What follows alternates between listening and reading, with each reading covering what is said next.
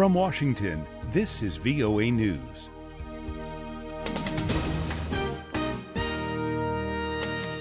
I'm Jim Bertel reporting.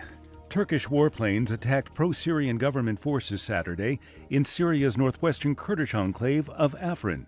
The Syrian Observatory for Human Rights says at least 36 fighters were killed.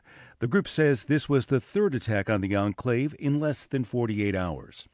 Elsewhere in Syria, UN aid agencies are gearing up for the first delivery of humanitarian assistance in months to thousands of people trapped in the Syrian enclave of Eastern Ghouta. UN officials hope this won't be the last shipment.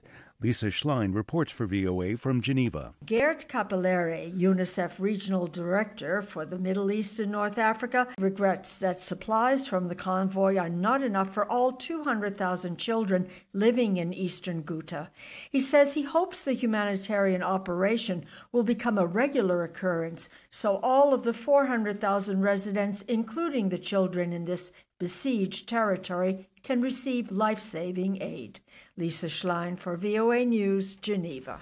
China is warning about the huge impact on global trading if U.S. President Donald Trump proceeds with his plans to impose tariffs on imported steel and aluminum. A key Chinese trade representative says the tariffs will seriously damage multilateral trade mechanisms represented by the World Trade Organization. Meanwhile, Canadian Prime Minister Justin Trudeau said Trump's tariff plans were absolutely unacceptable.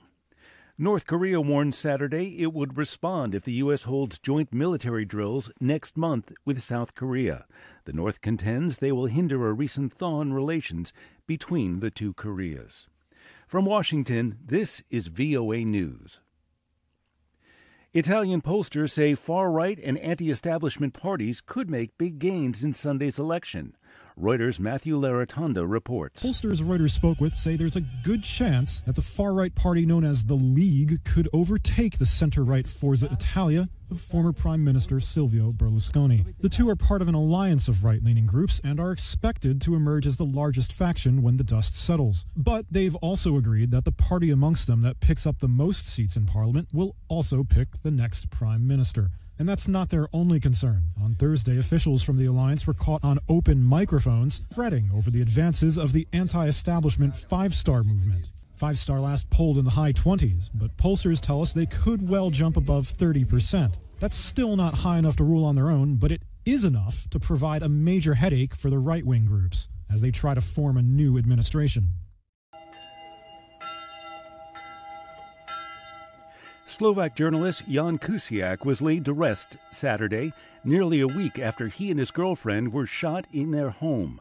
Kuciak's last unfinished story was about the activities of the Italian mafia in eastern Slovakia and their ties to people close to the prime minister. Also Saturday, 7 Italians detained in connection with the murder were released by Slovak authorities. British Prime Minister Theresa May displayed confidence about the country's ability to leave the European Union. She has been under pressure to disclose details about how to make a smooth transition.